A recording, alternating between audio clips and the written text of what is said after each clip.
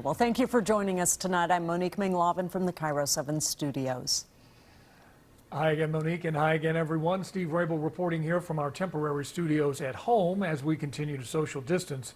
But we also continue to bring you the very latest on the important details on the coronavirus pandemic. And here they are, the very latest numbers. King County reporting nearly 5,000 cases and 320 deaths. In Pierce County, a Parkland woman with underlying health conditions died from the virus, bringing its death toll to 25. There are more than 1,000 cases there. And in Snohomish, there are now more than 2,000 cases and 86 deaths. Health officials there are reporting more than 1,400 recoveries. That means 73% of its cases have recovered. Now, at the same time, West Seattle businesses are getting a double whammy. The pandemic cut deeply into business, and now structural problems will keep the West Seattle Bridge closed until at least 2022. Cairo 7's Dee Sun reports on the creative ways West Seattle is trying to survive. Many businesses have moved as much as possible to online. This bookstore right here now delivers, but with the West Seattle Bridge closure, it means these pandemic tactics may be needed for years to come. Adapt, innovate. The owner of Easy Street Record and Cafe is now also the delivery driver.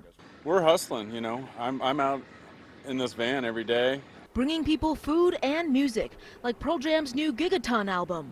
We got to rise up to the challenge, and you know, you can't let the big dogs run over you. A half block down is West 5 Restaurant. They're doing takeout, but also getting creative with what you can buy. We came up with a Mai Tai survival kit. We thought folks need a little bit of the island flavor to get them through these trying times. These business owners say there's a lot of community support. Just the outpouring of the local neighbors coming out. But the pandemic has forced both businesses to lay off most or all of their staff. Then fiasco with the West Seattle Bridge. Inspectors noticed spreading cracks and shut it down 3 weeks ago.